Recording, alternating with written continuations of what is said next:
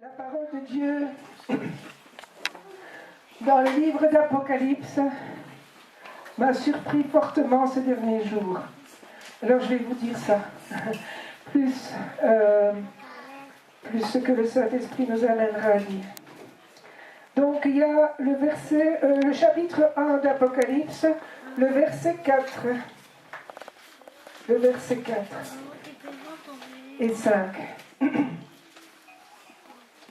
Amen. Je lis la parole de Dieu.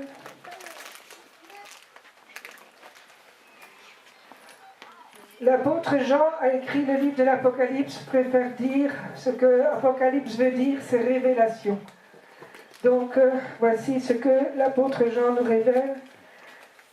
Il dit aux 7 églises qui sont en Asie, mais il nous dit aujourd'hui, à toi qui es ici présent, puisque tu es l'église, amen. Donc tu es l'église. Alors le Seigneur, alors il dit, et moi je te dis, que la grâce et la paix vous soient données, mais pas de n'importe qui, de la part de celui qui est, qui était et qui vient, et de la part de cet Esprit de Dieu qui sont devant le trône, et de la part de Jésus-Christ, le témoin fidèle, le premier-né des morts, le prince des rois de la terre. Amen. Amen. Donc regardez quelle merveille, quel cadeau nous recevons du Seigneur, nous recevons de l'Éternel qui est de la part, premièrement, de celui qui est, qui était, qui vient, c'est-à-dire l'Éternel, Yahweh, celui qui est aujourd'hui dans ta vie, celui qui était dans ton passé, et celui qui vient dans ton futur, celui qui fait toutes choses nouvelles, que la grâce et la paix te soient données. Mais ce n'est pas tout. Hein? Mais déjà, si nous comprenons ça, que l'Éternel était avec toi dans ton passé, qu'il est dans ton maintenant, aujourd'hui, ici, maintenant, à cette heure-ci, dans cette minute-ci, avec toi, à côté de toi. Il a écouté tes chants, il a écouté tes louanges, il a écouté tout ton cœur. Eh bien, il est là. Il te dit, je te donne ma grâce, je te donne ma paix. Amen. Amen. La grâce, c'est un cadeau gratuit. La grâce, c'est le fait de pouvoir recevoir les choses qu'on a besoin de Dieu sans mériter, sans faire des efforts, sans faire on doit, et il faut, et ceci, et cela. Mais la grâce, c'est un cadeau. Alors ce que tu as besoin du Seigneur, eh bien l'Éternel des armées te le donne aujourd'hui. Et il a une provision pour toi pour demain. Et tout ce qui est passé, tu l'as déjà vécu, tu t'en occupes plus. Amen. Donc que la grâce et la paix te soient accordées de la part de Yahweh, celui qui est, qui était et qui vient. Amen. Et de la part de qui encore? Eh bien, de la part des 7 esprits qui sont devant le trône de Dieu. Alors, les 7 esprits, c'est étonnant. Hein? C'est étonnant. Mais je pense que quand on était un jour allé à la réunion de prière le jeudi, Eric nous avait parlé des 7 esprits de Dieu. Et je me suis souvenu de cette parole-là que nous trouvons dans Ésaïe au chapitre 9, je crois.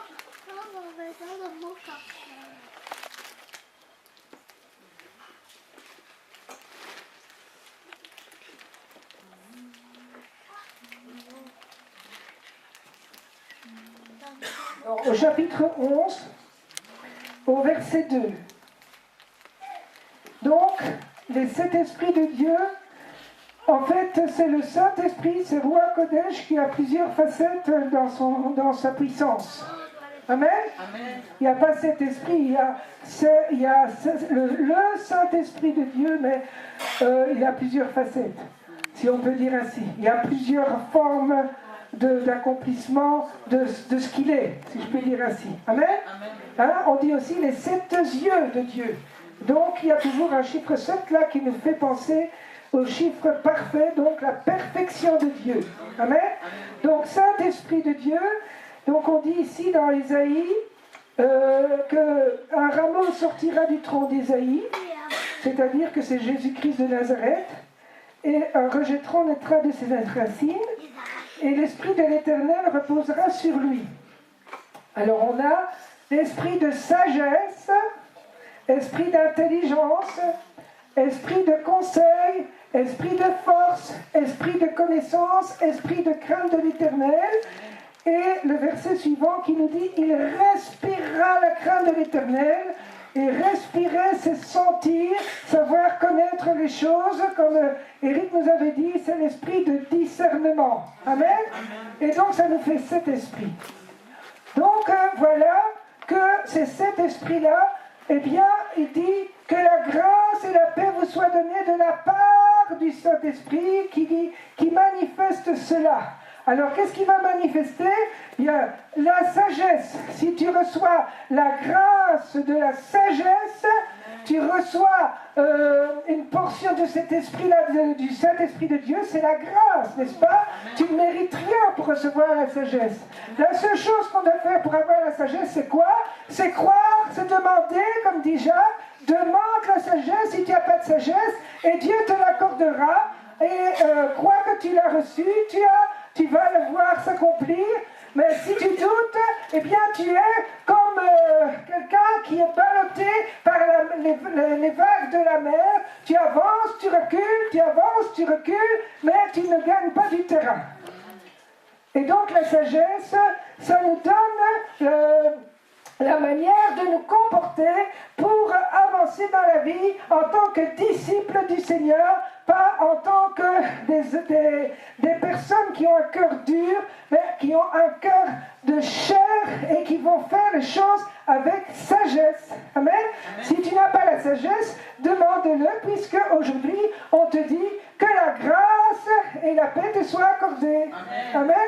Voilà, c'est pas compliqué avec le Seigneur. Faut être tout simple. Alors, l'intelligence maintenant. L'intelligence, oui, d'accord.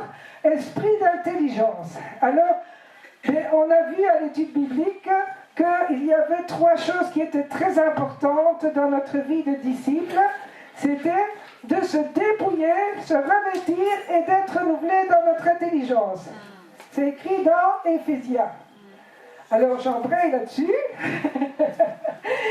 Alors, être renouvelé dans l'esprit de notre intelligence, ça veut dire quoi? Est-ce que c'est notre intellectualisme? Est-ce que c'est nos capacités intellectuelles qui viennent de notre âme? Ou bien est-ce que c'est l'esprit d'intelligence qui est quelque chose d'autre, de plus, qui est quelque chose de divin? Non? Oui? Donc, l'esprit d'intelligence, ça va renouveler notre intelligence qui se trouve dans notre esprit, à condition que notre esprit soit régénéré par le Saint-Esprit de Dieu. Amen. Si tu ne connais pas Jésus, bien, tu n'as pas l'Esprit de Dieu. Et donc, tu ne comprends rien. Il est écrit que l'homme naturel ne comprend pas les choses de Dieu parce que c'est spirituellement qu'on en juge. Or, pour qu'on puisse être intelligent, comme le Saint-Esprit veut nous donner l'intelligence, bien cette intelligence-là doit être renouvelée par le Saint-Esprit et qu'on puisse avoir la révélation des paroles pour être éclairé dans notre vie, pour avancer avec lui. Si on ne comprend rien des choses de Dieu, bien on va toujours rester assis. Et ça ne va pas. On ne glorifie pas Dieu.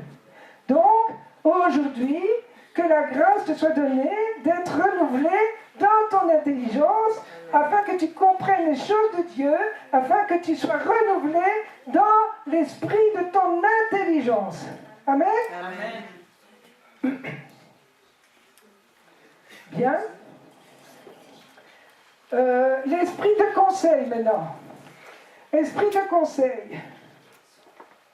Bien, est-ce que vous savez tous les jours ce que vous devez faire pour la journée? Est-ce que vous savez ce que vous devez avoir comme projet? Est-ce que vous connaissez votre, comment faire pour faire de bons choix? Non, hein? Souvent, on agit par l'âme, on fonce tête baissée, on dit Seigneur, moi j'ai de tel projet, bénis-moi Seigneur, est-ce que tu agrées mes projets? Est-ce que tu veux bien bénir mes projets? Mais c'est tout à fait à l'envers de ce que Dieu demande. Ce qu'il faut faire d'abord, c'est dire Seigneur, conseille-moi, Saint-Esprit, afin que je fasse de bons choix, afin que j'ai de bons projets, afin que je fasse l'œuvre de Jésus-Christ, et pas des œuvres pour toi, mais l'œuvre de Jésus, l'œuvre que le Saint-Esprit veut faire au travers de moi pour glorifier Dieu. Et pour cela, il faut les conseils, il faut la sagesse du Saint-Esprit, il faut être renouvelé dans notre intelligence. Alors, qu'est-ce que nous devons demander à Dieu? Nous devons faire comme ceci plutôt. Eh bien, demandons le conseil du Saint-Esprit. Et puis, Saint-Esprit, dis-moi aujourd'hui, quel est ton conseil? Qu'est-ce que tu me conseilles de faire aujourd'hui? Est-ce que je dois courir à gauche et à droite, m'agiter par ici, m'agiter par là? Ou bien, est-ce que tu me demandes aujourd'hui je ne sais pas, de prier avant de partir travailler, ou d'aller visiter tel ou tel, ou de faire plaisir à ta femme, ou de faire plaisir à ton mari. Tout ça, ce sont les conseils de Dieu pour augmenter l'amour dans nos vies. Amen? Amen. Pour augmenter et pour faire ce que lui attend de nous. Amen? Amen. Et pour accomplir notre mission, ou notre ministère, ou faire notre travail de manière différente des païens. Parce que le Seigneur nous a dit mardi, nous ne devons pas marcher comme les païens. Amen? Alors, comment est-ce que les païens marchent? Regardons un peu cela. Dans Éphésiens, mais j'aimerais bien qu'on garde, on ne sait pas garder toutes les paroles en même temps, mais on saura revenir après.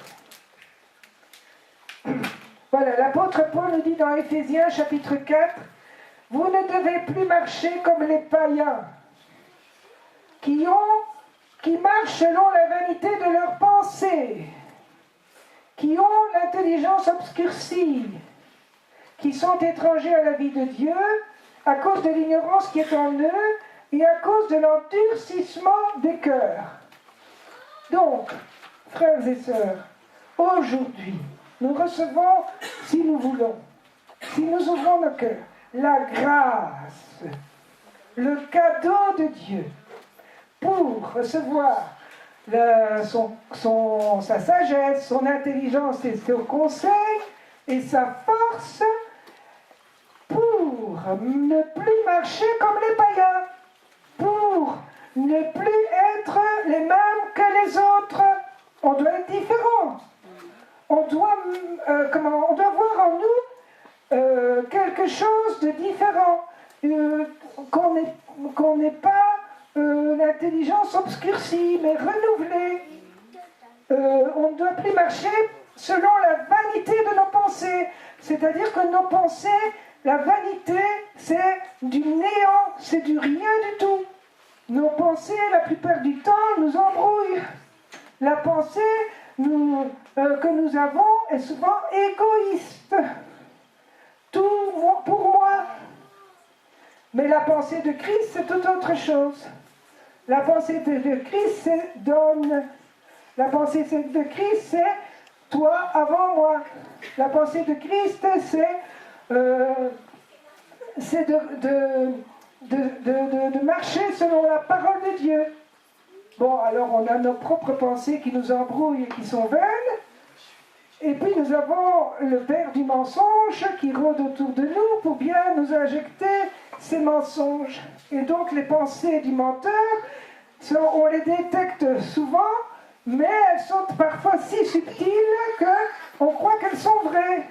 Et alors on marche selon nos pensées et les pensées de l'autre. Alors on n'est pas mieux que les païens. Donc, La grâce aujourd'hui, c'est de recevoir la pensée de Christ, de recevoir ses conseils, sa force, et avoir l'intelligence renouvelée pour connaître Dieu et les choses de Dieu. Amen. Ne pas être étranger à la vie de Dieu et ne pas être ignorant. Comment ne pas être ignorant? Eh bien, je vois que le Saint-Esprit me donne la connaissance et la crainte de l'Éternel. Encore une grâce d'aujourd'hui. La connaissance. Hein? Si tu n'as pas la connaissance, tu péris. Il est écrit que mon peuple périt par manque de connaissance. On sait bien que quand on examine son passé, on se dit « Oh là là, je croyais que je connaissais, mais je ne connaissais rien du tout. Aujourd'hui, je connais mieux. Mais demain, je connaîtrai plus encore. Hein? » Mais on se dit « Mon Dieu, comment est-ce que j'ai pu faire ça ?» Mais c'est parce que j'étais ignorante, vraiment. Donc, nous ne devons plus être des ignorants, ou sinon nous marchons comme les païens. Nous devons connaître Christ, connaître Dieu. Plus je connais Dieu, plus je l'aime, et plus je marcherai avec sa pensée, son amour et sa force. Amen. Et donc, ne pas avoir un cœur endurci. Ne pas avoir un cœur endurci. Craindre l'Éternel, ça ne veut pas dire qu'on a peur devant lui et qu'on tremble, mais qu'on le respecte infiniment, qu'on le met à la première place dans tout ce qu'on fait, qu'on l'honore, qu'on se dit qu'on a tout de lui. Alors, je reçois la vie de Dieu, je reçois tout de lui, ça veut dire je reçois ma nourriture, je reçois mon vêtement, je reçois l'argent, je reçois ceci, je reçois cela, je reçois tout de lui. Et donc tout ce qu'il nous donne, c'est comme s'il nous le prêtait. Et donc il nous donne de l'argent, mais nous avons l'argent en prêt. Alors nous devons pas considérer comme étant l'argent étant à nous, mais comme étant un prêt de Dieu pour faire son œuvre.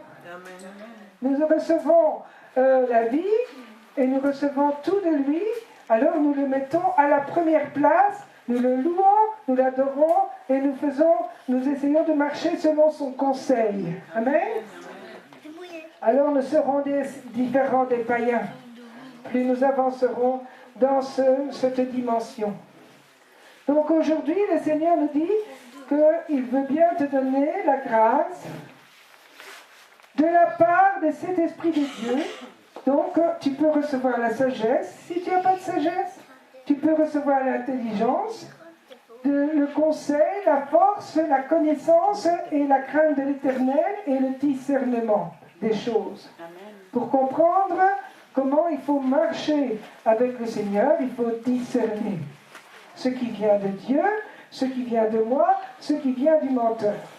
Il faut discerner de quel esprit, moi d'abord, je suis animé. Hein? Est-ce que je suis animé d'un esprit égoïste, un esprit de dispute, un esprit de mensonge, un esprit de colère, un esprit de calomnie, etc., etc. Moi d'abord. Je m'examine moi.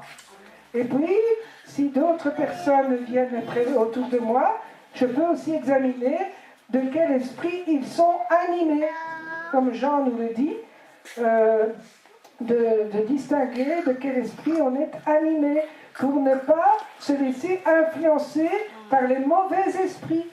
Amen. Amen. Si quelqu'un vient près de moi et me dit des paroles qui m'agressent, ben je vais comprendre qu'il est animé d'un esprit de colère, par exemple, ou de rancune, ou bien il n'a pas pardonné. Alors je vais me dire, qu'est-ce que je fais? Est-ce que je réagis ou est-ce que j'agis? Alors si je réagis, je vais attiser le feu en mettant du bois sur le feu. Quelqu'un qui m'agresse avec colère, je lui réponds avec colère, je mets du bois sur le feu et tout s'enflamme pour détruire les deux personnes. Mais si je discerne l'esprit de de la personne qui me parle et que je me dis, ah, il y a un problème, il a peut-être quelque chose contre moi, ou bien il a peut-être pas pardonné, alors que je commence à parler dans la paix, eh bien, la parole de Dieu dit qu'une parole douce calme la fureur. Et que je ne peux pas mettre du bois sur le feu en augmentant et en entretenant les disputes. Voyez? Donc je dois discerner. Je discerne quelqu'un qui vient près de moi, qui me dit des choses que je n'ai pas envie d'entendre, et je dois comprendre de quel esprit il est animé. Et je ne vais pas entrer dans le jeu de cet esprit-là. Je ne vais pas mettre de l'huile sur le feu. Je vais au contraire aller dans mon lieu intérieur, là où se trouve Saint-Esprit, et je vais lui dire, Saint-Esprit, vite, parce que j'ai envie de réagir, mais donne-moi ta paix, donne-moi ton conseil, qu'est-ce que tu dis toi, quelle est ta parole, et puis je vais prier pour la personne, et puis je vais essayer de mettre les choses en ordre. S'il faut pardonner, je pardonne, s'il faut demander pardon, je demande pardon, et ainsi de suite. Amen? Amen. Et c'est ainsi que si j'ai besoin de cette grâce-là, de discernement, je peux la demander au Seigneur et il va me la donner. Amen. Que la grâce et la paix te soient accordées de la part de Yahweh, celui qui est, qui était et qui vient, de la part de cet esprit qui sont devant le trône. Amen. Amen. Et puis le troisième, c'est de la part de Jésus-Christ lui-même, de la part de Jésus-Christ qui est le témoin fidèle. Le témoin fidèle, c'est beau ça, hein? Le premier-né des morts, le prince des rois de la terre. Vous vous rendez compte que Dieu nous donne sa grâce 3 fois, si je peux dire ainsi. Hein? De 3 manières, peut-être mieux. Donc, de la part de Jésus-Christ, notre Seigneur, qui nous montre l'exemple, le témoin fidèle. Le témoin fidèle de quoi? C'est le témoin de l'amour de son Père, le témoin de la miséricorde de son Père, le témoin de la justice, de la sainteté de son Père, le témoin de tout ce que son Père lui a dit de faire, tout ce que son Père lui a dit de dire, de tout ce que son Père fait. Le témoin de celui qui est sur le trône et qui règne en juste juge. Jésus-Christ est le témoin de l'amour. Amen. Amen. Et il est fidèle. Il ne donne pas un témoignage. Aujourd'hui, c'est un bon témoignage et demain, c'est catastrophe. Non, Jésus a été fidèle en toutes choses. Il a été saint et il a été amour en toutes choses. Alors, voilà que nous sommes appelés à être témoins aussi. Témoins de qui? Témoins de Jésus-Christ maintenant. Parce que comme Jésus a fait la volonté de son Père, moi je dois faire la volonté de Jésus-Christ. Comme Jésus était en communion avec son Père, je peux être aussi en communion avec lui.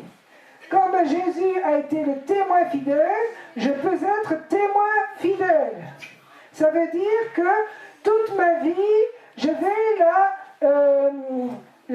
m'identifier à Jésus, puisque c'est à cela que nous sommes appelés, à manifester Christ, à être témoin de Christ.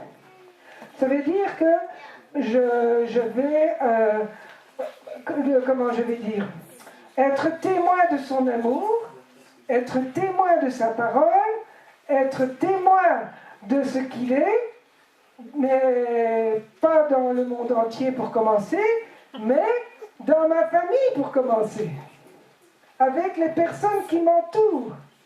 Témoin que je suis l'amoureuse de Christ. Témoin que je suis amoureux de Christ. Parce que c'est à cela que nous sommes appelés. Être des amoureux de Jésus, parce qu'il revient bientôt pour prendre son épouse. Est-ce que tu fais partie de l'épouse ou est-ce que tu fais partie des invités qui n'ont rien à faire d'entrer dans la salle des noces? Si tu fais partie de l'épouse, donc, être témoin de l'amour de Jésus, témoin de son bien-aimé, ça veut dire, dans ma famille, dans mon couple, je vais aimer comme Jésus aime. Je vais pardonner comme Jésus pardonne. Je vais dire la vérité comme lui disait la vérité. Je vais prier, louer et adorer mon Dieu comme lui faisait. Tout comme lui. C'est facile à dire, mais c'est difficile à faire. Difficile à vivre. Hein? Difficile à vivre. Mais pourquoi c'est difficile à vivre? Parce que soit nous sommes indifférents, parce que nous ne connaissons pas, ou parce que nous ne sommes pas amoureux. Lorsqu'on est amoureux, on n'a plus envie de déplaire à son amoureux. N'est-ce pas, Eric et Maggie? Ils se préparent pour le mariage. C'est quelque chose d'extraordinaire, se préparer pour le mariage. Parce que vous vivez quelque chose que nous sommes tous appelés à vivre. Nous sommes appelés aux noces de l'agneau. Vous voyez? Et comme Jésus revient bientôt chercher son Église, devons être prêts. Comment être prêts? En étant amoureux. Hein? L'amour, ça permet de faire de belles choses. Il faut retrouver notre premier amour pour Jésus. Il ne faut pas être des gens qui s'habituent. Il ne faut pas être des personnes qui s'endurcissent par les blessures de la vie. Si vous avez des blessures, si vous êtes endurcis, si vous êtes déçus, frustrés par des choses, de toutes sortes de choses, ne restez pas là. Ne restez pas à Mara. Ne restez pas dans l'amertume. Mais sortez de là. Et pour sortir de là aujourd'hui, la grâce vous est accordée. Il ne faut pas faire des efforts surhumains. Il ne faut pas commencer à dire « je dois »,« il faut ». Non, c'est une question d'amour. C'est une question d'amour. L'amour n'est pas obligé. L'amour ne doit pas s'efforcer de. L'amour jaillit. Dans le couple, c'est comme ça. Bien qu'on a parfois des conjoints compliqués, que l'on puisse aller à la source de l'amour. Parce que si notre cœur est desséché, notre cœur s'endurcit. Et si on est à Mara, parce qu'on est déçu, qu'on est frustré de quelque chose, Mara, ça veut dire amer. C'est là que le peuple avait été. Il avait tellement soif, il trouve de l'eau amère, salée, je ne sais pas comment. Mais qu'est-ce que... Ils ne sont pas restés là. Ils ne sont pas restés là, ils ont crié à Dieu. Et Moïse a dit à prier Dieu pour que l'eau devienne douce. Et si dans ton cœur tu as de la déception, si tu es frustré, si tu es amer, c'est parce que tu ne pardonnes pas, premièrement. Si tu es blessé par la vie et que l'amertume est venue dans ta vie, eh bien, il y a encore la solution. Tu peux aller auprès du Seigneur qui donne la grâce et la paix. L'amertume, ce n'est pas la grâce et la paix. L'amertume, ça conduit à des disputes, à des querelles, parce que tout ce qui sort de ta bouche, c'est amer. Donc tu ne sais pas parler à ton conjoint ou à tes enfants de manière douce. Tu parles avec dureté, tu parles avec colère, tu parles avec rancune, tu parles avec aigreur. Tout ça, c'est l'amertume, ça ne va pas. C'est l'amour que nous sommes appelés à démontrer. C'est être les bien-aimés du Seigneur, ce n'est pas seulement en esprit, c'est aussi en vérité. Dans nos actes de tous les jours.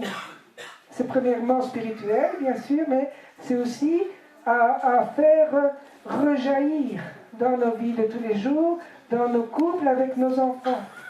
Hein? Et pour cela, la grâce et la paix nous est accordée. Et alors, s'il faut, ce que l'amour nous demande de faire, ce n'est pas il faut et je dois. Ce que l'amour me demande de faire, c'est d'abandonner rancune, amertume, colère, tout ça, se dépouiller de ça. Se dépouiller. Tout enlever ce qui est contraire à l'amour dans ton cœur. Et alors tu vas arriver à ce que ton cœur s'attendrisse. Ton cœur est rempli d'amour du Seigneur, il va être plus tendre. Hein? Faut aller à la source. Si tu n'as pas d'amour, demande. Il a la grâce aujourd'hui, demande ça. Et la seule chose qui va rester, c'est l'amour. Alors on a intérêt à demander l'amour. À quelle source ton cœur est-il branché? À quelle source? À la source de la colère? À la source de la vengeance? À la source du non-pardon? Ou bien à la source de l'amour? La source de l'amour, c'est une source d'eau douce, d'eau vive. Elle n'est pas sale, elle n'est pas stagnante. Elle se renouvelle tout le temps. C'est une eau vive extraordinaire. Ça donne, comment je vais dire, ça jaillit, comme on a dit tantôt. Ça jaillit. Amen? Amen. Si ton cœur n'est pas connecté à la source de l'amour, on va prier pour que ce soit ça. On va prier parce qu'il faut l'amour, mes amis. Amen. Il n'y a que l'amour qui compte. Amen. Et l'amour est bon. L'amour est plein de bonté. L'amour est patient. L'amour aime la vérité, se réjouit de la vérité. L'amour pardonne tout, supporte tout, croit tout. On a encore beaucoup de chemin à faire dans le véritable amour. Mais c'est à cet amour-là que nous sommes appelés. À cet amour-là. Pas un petit amour au rabais. Au grand amour de Jésus-Christ qui nous a aimés, qui nous a pardonnés, qui nous a supportés.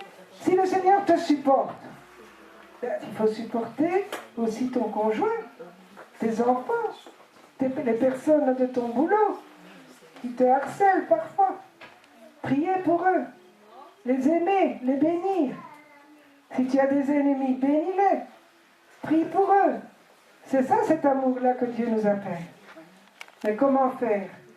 Et aujourd'hui, que la grâce et la paix te soient données de la part de Jésus-Christ qui est le témoin fidèle, le témoin de l'amour, et qui veut mettre cet amour dans ton cœur. Amen. Amen. Alors maintenant, il est aussi le premier-né des morts. Le premier-né des morts, pour que tu deviennes aussi son frère, sa sœur, le fils et la fille de Dieu, et sortir de toutes tes morts. Et il est aussi le témoin fidèle, le prince des rois de la terre, au-dessus de tout. Alors, mes frères, mes sœurs, si vous avez besoin de la grâce aujourd'hui, elle est là. Elle est là. Hein? Elle t'est accordée. On te donne un cadeau. Prends-le. Amen. Non? Tu n'as pas envie de prendre un cadeau? Moi, oui. Hein? Tu es à la bonne place pour le réceptionner en plus. Hein? Tu es aujourd'hui dans l'église, c'est là que les anges apportent le cadeau. La grâce. Tu as besoin de quelque chose, tout ce qu'on a dit ici, mais aujourd'hui les anges sont venus pour t'apporter ça. Amen. Tantôt je disais, oh Seigneur Jésus, on chante, tu es là, tu es ici, purée, Jésus-Christ est ici. Amen.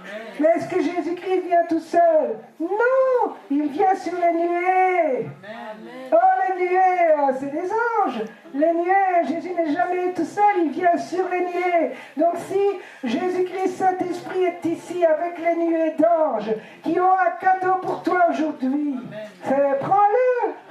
Allez debout, alors on va le prendre. Et si tu n'as pas la paix, il est le prince de la paix. Sar Shalom en hébreu. Le prince de la paix.